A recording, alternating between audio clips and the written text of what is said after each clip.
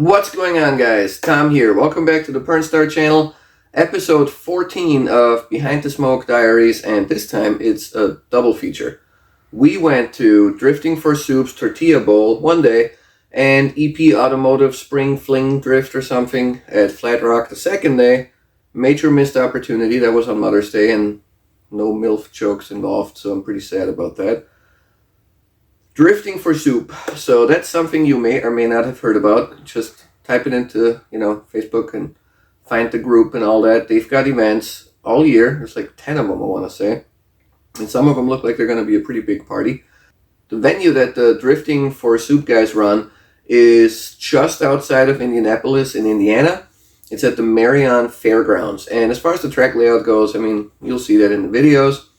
It's a really simple layout and short, and you'll get tons and tons and tons of runs there. So like seat time is pretty much limited by your tires. That's pretty much it.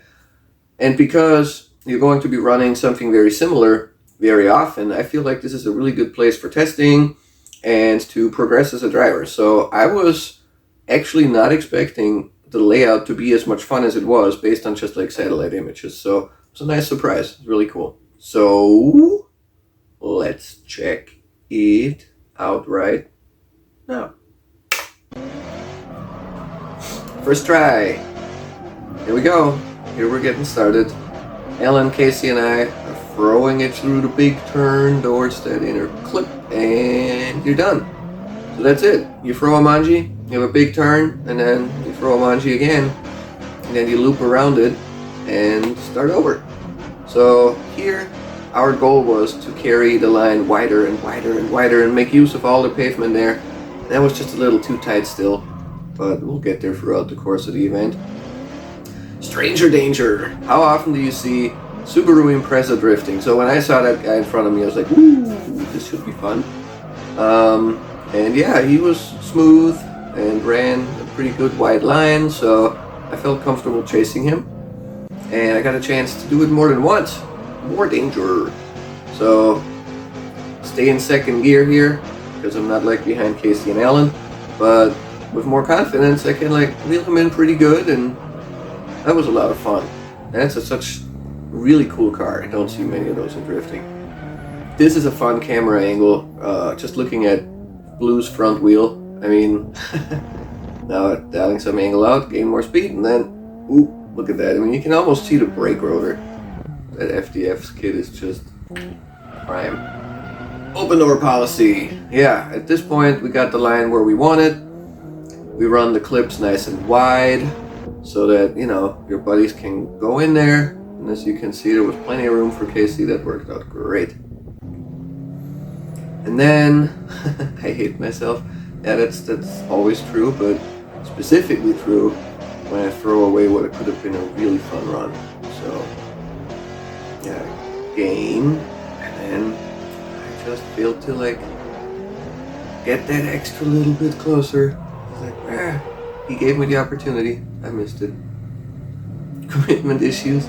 Yeah, similarly to the previous clip, you'll see that he throws so much angle on the manji that I managed to sneak up in there, and then I lift because I don't want to hit him, but I should have just stayed committed. That could have been such a cool run. Oh well.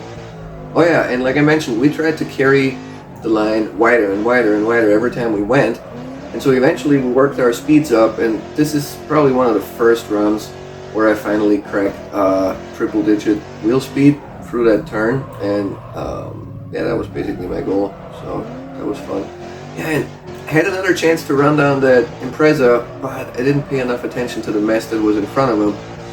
So I was just trying to reel, and then I didn't anticipate him parking it, so now he's got a black bumper. Sorry, bud. That was my bad.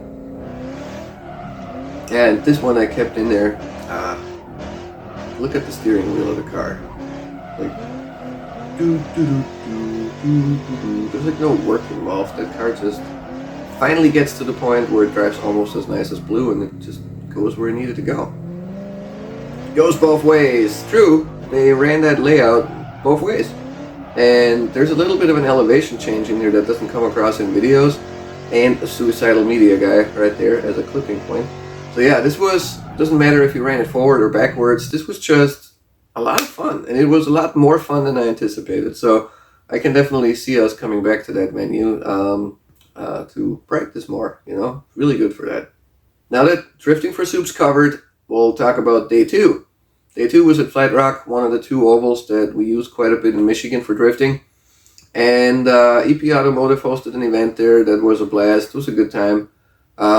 Great shakedown opportunity for me and the boys before all the comps start. And yeah, let's check out how that went. Applebee's. Yeah, that's pretty self-explanatory. Trying to keep up with your LS bros is hard work, I'm telling you.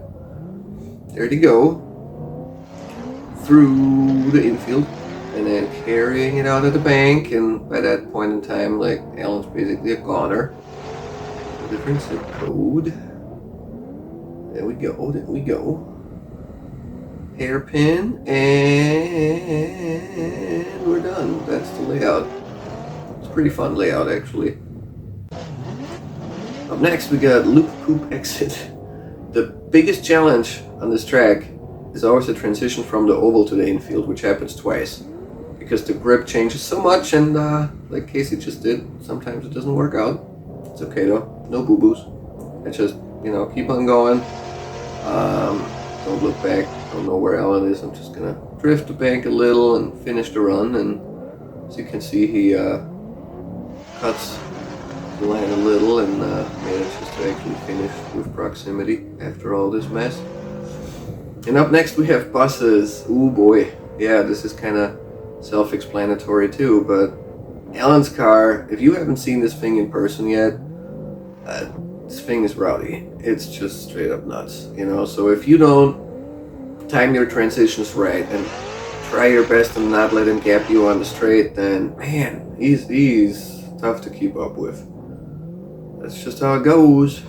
That big bad boosted LS9 on corn. He's angry. Like the crow flies. This is from Alan's perspective. Casey's getting a bit of a jump on us here. I'm back there. Line's pretty decent at this point, and then for some reason, I'm not sure what happened there, but keep on keeping on.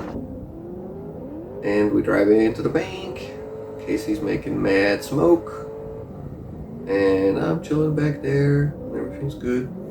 So, talking about the line at Flat Rock, to me, there's no written rule of where you have to be on that track, and it's pretty wide open, but to me personally, this is the video to show it too, that's almost the line. You want to be mid-bank on the first bank.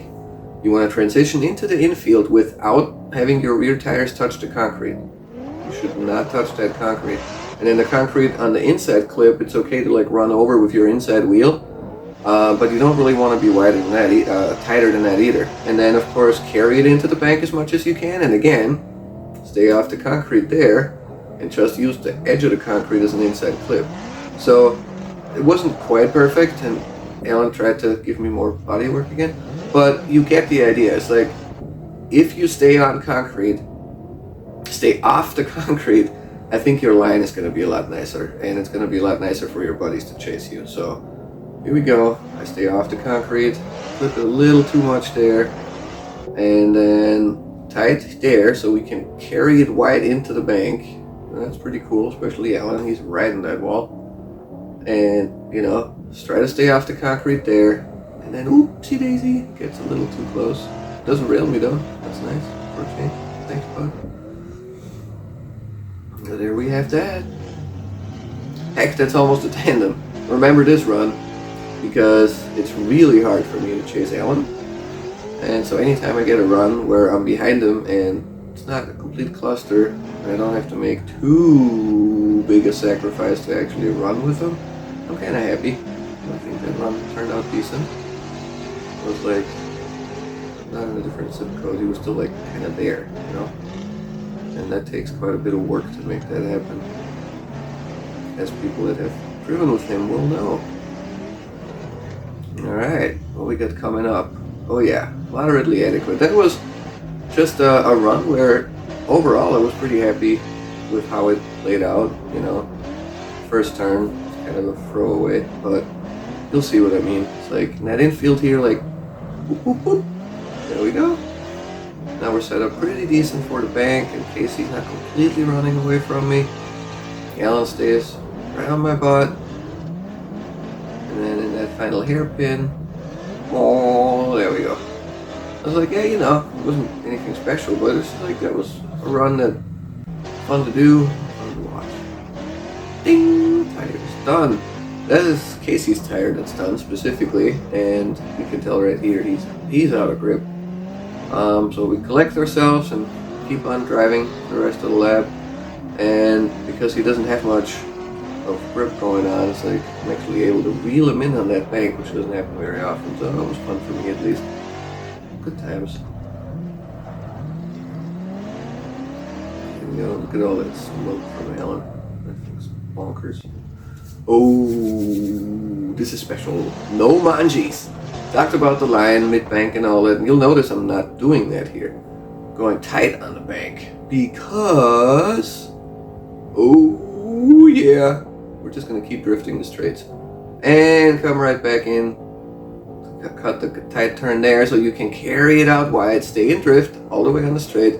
And now the actual layout starts. So basically, before running the regular layout, did like a big donut for the whole oval. And that's something that I've wanted to try for a long time, but the guys weren't super thrilled about it, so we literally only had one shot at this because this lap basically... that's so nice! So anyway, this run basically cost them a whole set of tires. And because my car is down on power quite a bit compared to theirs, I could do this quite a few times, but for them this was like 8 tires worth of a run. So we didn't do it more than once. Loop-de-poopy, somebody's gonna spin. I have a hunch I know who. So it's only 2 cars. It wasn't me. There he goes. Happens. So I just keep driving. And I never look back when I'm driving. I'm always just focusing on what's in front of me. And Alan's chasing me, and look at all that smoke. I'm not used to my cars making smoke, so every now and then it's quite fun to see a little bit of smoke pour out of the Mustang after a little foot brake there and stuff. It's good fun. I like that car. Full boss mode, yeah. End of the day, Boss Babe got his car all figured out, and he's shredding. It's the line good there too, and just watch this wall right now. This is just, oh my god. Oh yes. Like, I'm pretty sure that was probably the best wall ride with the best line into the infield after that I've seen anyone do that day. So big kudos to the boss man. That was awesome. And I don't only bring blue to the track, I also drive it. So there's a little evidence of that. That was like the first time after all these Mustang runs actually driving the blue car. And of course there's no smoke. That's by design.